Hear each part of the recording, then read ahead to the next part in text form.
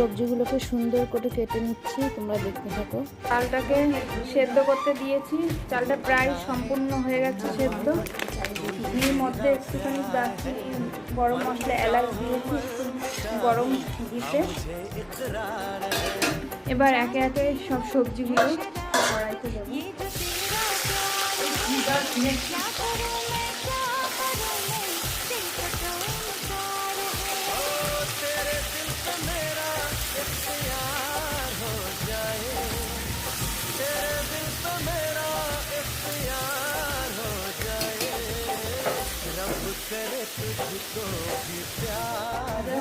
হয়ে গেলে এর রংটা এরকমই থাকবে, রংটা যদি চেঞ্জ না হয় ওরকম হালকা হালকা ভাজলে যদি এই পদে যে জল, সবজি থেকে এই পদে যে জল বেরিয়ে গেছে তখন আমরা একটু লবণ